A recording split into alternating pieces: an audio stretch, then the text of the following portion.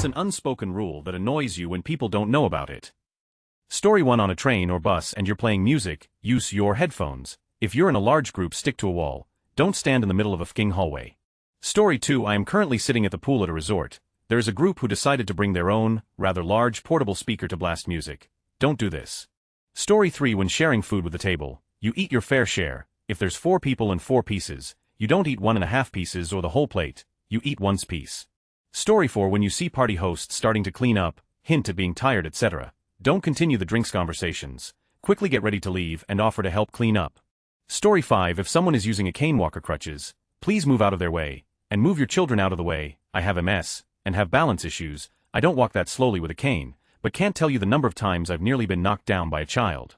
Also, don't harass those with handicap tags, because we don't appear handicapped enough for your standards. Story 6. Hold the door open for anyone who looks like they could use the help. Elderly folks, people with obvious injuries, people with their hands full, or even hold it open for whomever is behind you. And if someone is holding the door open for you, they aren't being rude or making some type of statement, they are just being nice.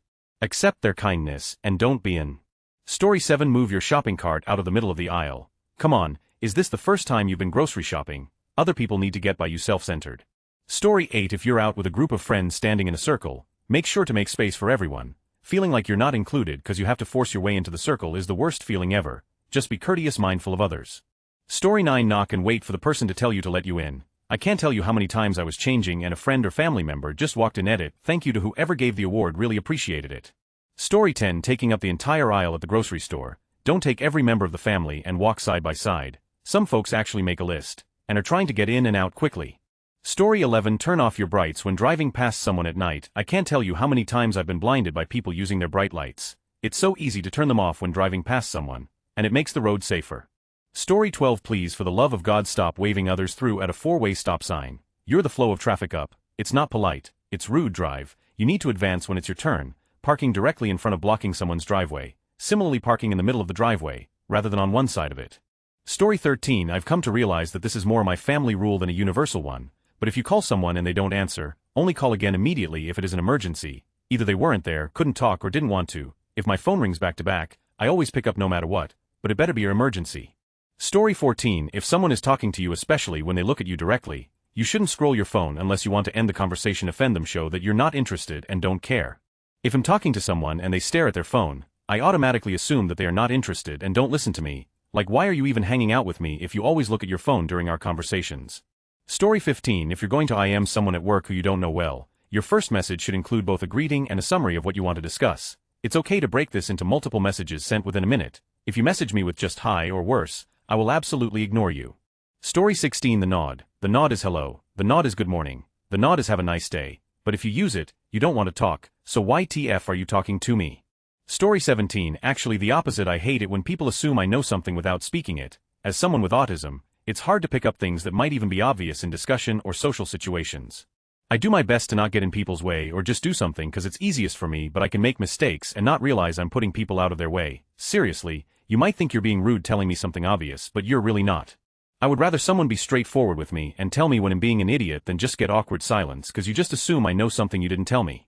Story 18. When people change lanes for no reason when making a turn or a bend, just because you're turning does not mean you can just change lanes for the of it. Hey, I'm turning, so I guess I'll just change lanes. I don't care about traffic, I'm just going to do what I want and everybody else. Never microwave seafood at work.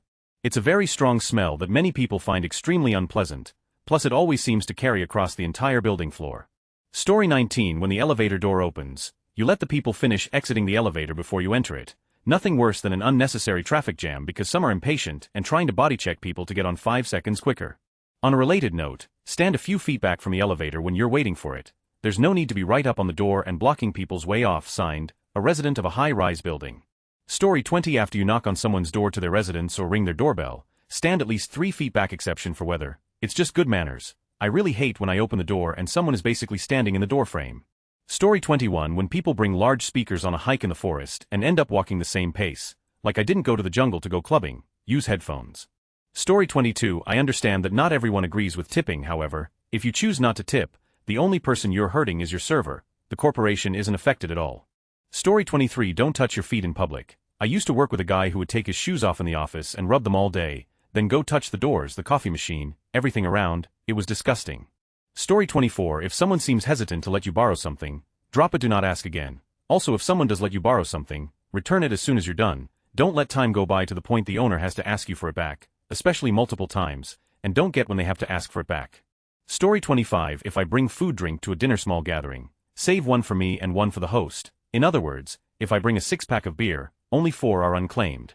Story 26. When you order coffee at Starbucks or similar places, don't stand directly in front of the handoff counter, especially if there are people who ordered before you and have yet to receive their order. You're just in the way of the people whose coffee who will come out before you. And don't ask the person working or check if every coffee is yours when there are people who are ahead of you in line. Obviously that coffee isn't yours, you literally just ordered. Story 27. Just being courteous of other humans existing in the same spaces. If you all over the toilet seat, wipe it down. If you take the last bit of toilet paper, get a new one. Wait for people to get off public transit before you get on. Always walk on the right side of the hall sidewalk. Don't talk loudly in public spaces. Don't post movie spoilers. Story 28. Chew with your mouth closed. For the good of all humanity, there's no way to mention it without being rude to the person doing it, especially egregious if they're the only one eating, like in class. Had to get this off my chest, NGL, it gets me heated. Story 29. You don't hit on service workers. I get so annoyed when my friends insist a girl waitress or bartender is flirting with me. No, she's being charming because that's her job and how she gets tips. She probably sees 100 men a day. I am not going to stand out that much, I promise. Story 30. Half of the escalator is for people waiting to be brought to the destination. Half of it is for people climbing up down. Don't stand in the area where people are moving, you fartsack. Story 31. Letting the person in front of you on the airplane get off first, like to the person behind me. Where are you going that you have to push everyone out of the way to get out as the very first person? Story 32. 2 things. 1. Lines to get on a public transit of some sort. I don't get why some just barge in front of you when I was clearly standing in the line. 2. When walking in a group on a sidewalk, learn to walk behind each other. I don't want to walk in the muddy grass just so you don't have to walk behind your friends for a second. Story 33. If someone makes you a meal, compliment their cooking, say thank you. And if at all possible, eat at least some. I once made a big meal for 5 of my husband's friends. Only one person said thank you. It was absolutely shocking to me. Story 34. On trains. Keep you trucking bags off the seat, lady. There are overhead racks. You can put your handbag under your seat. It's so annoying when you are in packed train and almost everyone is standing up, and then there's just Susan, with her purse the seat next to her. Story 35. I have a service dog. The number of people who think my dog's presence means they can interrogate me about my medical conditions is way too high. The proper etiquette for a service dog is mind your own business. Don't coo at my dog and try to distract her. Don't let your child touch my dog, and you don't touch my dog either. If you 100 feel you must interact with a service dog handler team, the most you should do is say, what a pretty dog, and so well trained, have a nice day. Story 36. Don't lick your fingers to flick through a pile of papers. I work for a financial institution and see this at least once a day. It's usually old women who have trouble with their hands or eyesight. They are oblivious and don't even realize they are doing it or don't care. Either way, it's extremely gross. Story 37. 1. When you get off the escalator, keep walking until you're completely out of the way. 2. If you take a young child anywhere, always have a toy or something that will keep them quietly occupied. And always be prepared to leave, temporarily or for good, if that doesn't work. 3. If you're being invited to dinner, always make sure to say if you have any food restrictions. Don't ever assume your hosts would know, no matter how obvious you think it would be. I believe hosts should always proactively ask, but when they don't, you gotta say what your needs are for. Likewise, always respect a person's food restrictions or other personal health choices, no matter how BS you might privately think they are. If you can't or won't accommodate them, either be upfront about it or avoid the situation entirely. Same thing goes for mainstream or common ideas, even if unexpressed, unless you ask first. Exposing someone to something they think is a serious health risk, regardless of whether you disagree, is not just a violation but justifiable cause to never again have anything to do with you. 5. When on a plane, train, bus, etc., look behind you before leaning your seat back. And for Pete's sake, don't try to force your chair back against someone's knees. Neither the size of a tall person nor an airline's failure to provide enough room between seats for normal variety of body sizes gives you the right to physically assault someone and cause them pain for the sake of some extra comfort. Story 38. If you are at a store and you pick up something to buy but later on decide not to get it, return it back to its spot, or at the very least at the checkout, tell the clerk that you had second thoughts on the item and don't want to purchase it. They will take it and put it in a return cart bin. When you don't do either of these things and just stick it on a random shelf, not only are you making a mess that someone else has to clean up, but you are messing up the inventory in general. Plus, it often leads to a domino effect of person B seeing person A doing it, then they think it's okay to do it too. It's not. I've been seeing this happening more and more often in the last few years, which leads to more and more stores looking completely trashed, which is a bad thing because stores are finding themselves short-staffed or they are hiring less people because more things are being automated like cashier checkouts, which means there are less people to clean up. Which means, stores are never neat. It used to be everyone made fun of Walmart of looking like a rat's nest of a trash heap, but all the stores are starting to look like that, even the supposedly nice department ones and higher-end grocery stores. Story 39. Never stretch 1,000 miles across the table, over everyone's plate to grab a napkin. Ask for someone to pass it to you. I wish I could scream this to my siblings. Story 40. I know you love your dog. I probably love your dog too, but don't bring it, unannounced and uninvited, into my professional office space when I have clients who are drastically allergic. You didn't know that, but you shouldn't have to. Story 41. In general admission seating, unless it is absolutely packed, leave everyone a buffer of at least 1 or 2 seats. It's so weird to sit directly in front of or behind someone if there's rows of empty seats you could have taken. Story 42. Never tell someone what language to speak. People in places with many languages know this just as they know not to in the sink when they use the toilet. People in monoglot areas sometimes don't know this, and sometimes they're just small-minded racist jingoist pricks. Story 43. If you're in a public space and someone is reading a book, playing on a phone, have their headphones in, whatever the case may be, and they're minding their own business, obviously immersed in what they're doing, don't constantly interrupt them. What they're doing is their zen. Let them do their thing. Just because you're in the mood to interact doesn't mean they are. If they seem like they don't want to converse, then leave them the alone. Story 44. People who blast their music or videos in public, and people with children who make no effort to keep their children calm and respectful of their surroundings. Story 45. Keep to the right when walking. That goes for grocery stores, that goes for escalators, that goes for hiking, that goes for sidewalks, and for the love of all that's unholy. If you're in a group, please get in a single file line. If you're approaching another group or even a solo person, have some respect and awareness, thanks. Story 46. It feels like to many people don't understand that interrupting someone is rude as, I understand some people were raised in a household where you had to speak over others to be heard of whatever, but come on, if you're an adult, you should have figured out by now that it's just unacceptable. Sometimes soft or light interruptions happen, and I get that, but when you stop someone in the middle of their sentence, you are just a complete, and I will hate you until the day you die, giving a thank you wave when I let you merge into my lane. A surprising amount of people will almost cause an accident just to be ahead one car, so I feel it's the least you could do. Story 47. Talking over someone for the most pointless thing ever. This especially applies to New Yorkers. I don't want to be interrupted or be spoken over when I have the floor. Story 48. If you bring someone to a party gathering, please introduce them to anyone who comes up to talk to you. For some reason this only happens in movies. In real life, whenever I've been brought somewhere, I've been expected to mingle on my own, which is awkward for someone with social anxiety. It's horrifying to stand next to 2 people talking and acting like you're not there. Story 49. Acknowledge someone when they say HI like you tip your bartender. Sincerely, your bartender. Reddit man. I'm glad my clientele doesn't consist of Reddit users. I forgot just how much y'all hate poor people. If someone is doing hip thrusts at the gym, don't stand next to them if you're gonna stare. There's a mirror in front of me, which means I can see you too. Story 50. Don't use the office toilet for poops. Use the one down the hall that has proper ventilation and is away from the place we all work. I know this is super specific, but pooping at the right place is crucial. Story 51. When you go to someone's house, and someone is just blatantly disrespectful, for example, if it's 2 a.m. don't yell and scream at the top of your lungs. I was always seen as the bad friend because my parents would separate my friends and I at sleepovers because they would be too loud. Story 52. If you want to catch up with someone in a grocery store, please move out of the way so people aren't forced to turn around and come up from the other side. We're here to grocery shop. It's not social hour. Story 53. When you're on a small residential road, and there is a car coming towards you, so you scoot over a bit and stop till they pass, and they don't give you like the thank you wave or nod. Like it why, but it pisses me off so much. Story 54. If people you don't know are talking to each other on a topic you find interesting, don't insert yourself into their conversation. It always makes me feel awkward. Story 55. Don't stand too close when talking to someone and violate their personal space. Or maybe some people's personal space is just much smaller than mine. Story 56. If you are in the supermarket and have enough shopping to feed 6 kids through winter, and putting your shopping on the till belt is definitely going to take a minute or more, and someone behind you has significantly less items than you, let them go first. Sincerely, till assistants everywhere trying to keep the queues short.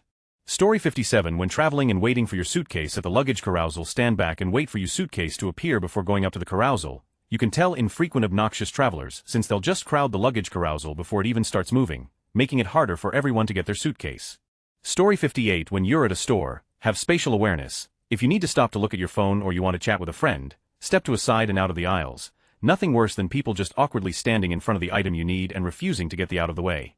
Story 59. If it is not fixable in 5 minutes, you don't say anything. Something between their teeth. Let them know. Something stuck on their clothes that can be easily fixed. Say something. A big spot on their clothes. Big chance they noticed and hope you don't notice. Different socks or shoes on accident. See above. Story 60. High schoolers. If I'm walking with a girl and you see us laughing and such, don't walk up to me, say hi, and then continue to make entire conversation with me. As you can see, I'm busy trying to keep someone company. We can talk later, dude. Story 61. Don't yell song lyrics at the top of your lungs. I had a classmate who did that when we were trying to ease our way back into school. I wouldn't have cared if she did it like once, but she did this every single day, non-stop.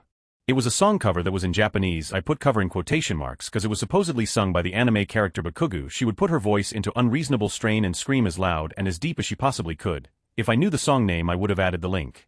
Story 62 on North American multi-lane highways. Keep out of the left lane unless you are passing, or pay attention to your mirrors and move over when someone is going faster than you. Going slightly over the speed limit doesn't entitle you to a spot in the lane.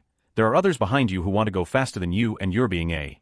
In a lot of jurisdictions it's illegal to prevent people from passing. So keep that in mind when you decide whether or not to pace that slow car in the other lane. Blocking in the person behind you, you have no idea why these people are in a hurry anyways. Do you? Could be they are late getting somewhere. Maybe they're trying to get home before they themselves. Or could be they're trying to see a loved one for the last time before they die. Maybe they're just in that doesn't want to drive behind you. You don't know, just move over. Story 63 cell phones. Literally nobody else wants to hear your phone conversation. You can like whatever music you want. No one else wants to hear it, and if they do want to hear it, they've got their own God phone headphones. Story 64 women don't wear white to a wedding, also don't wear black. Men dress the up for a wedding. Unless stated otherwise, that's ties, pants and jacket. Can't believe amount of weddings I have been to, and grown men can't throw on a suit. They looking ridiculous standing next to their women who are full makeup, heels and a nice dress. Story 65 in an airplane, the window seat gets the window and one armrest, the one at the side of the window. The aisle seat gets the armrest towards aisle, and the center seat gets two armrests, the middle ones. The poor person is already stuck in the middle and can't move anywhere, so don't try to fight them for the armrest if you're sitting at the window or the aisle. Story 66 you cannot say I'm sorry, but devaluates your apology right there. You explain your story and apologize at the end if you really are sorry. Story 67 don't ask a woman if she's pregnant, and don't ask if she is trying or planning or any of that. Chances are 1 she is and isn't ready to share with anyone yet, 2 she isn't and you've just insulted her or brought up some trauma she's dealing with, infertility, miscarriage, etc. It's rude and invasive. Stop asking. A pregnant woman will share her news when she wants to. Story 68 speak up, slowly and clearly. When you address someone in an office, shop or business, do it consciously, so the person on the phone or behind the desk doesn't have to stop and ask what hezabizabzabs means. People have gotten really bad about this in recent years. Story 69 congregating in doorways at parties. You have to interrupt them with excuse me. They say oh sorry, dissemble, you pass, they get right back into phalanx. Story 70 try to not distract people in the gym. So many people go there and slam weights and grunt acting like tough. The regulars there that keep to themselves are the real pros, and you can ask them any question and they will give you the best answer you are looking for if you are inexperienced. Story 71 your check-in time is when you're supposed to be at the counter to check in for your appointment. If you miss that, you're late. If you miss your appointment time, you're seriously late and shouldn't expect to be seen. Story 72 when you stop with your cart in the store, stand off to either side of the aisle. Please, for the love of God, don't stop in the middle and block both lanes. Story 73 I don't know why I would ever need to actually explain this, but here goes. If someone makes a point and you disagree with it, it is 100 on you to evidence your point. It's not on them to provide evidence of their point. You disagreed, now you have to back it up. If you disagree, all over their evidence because you don't like where it came from, you lost the argument because you clearly don't know enough to have a discussion on whatever the topic is.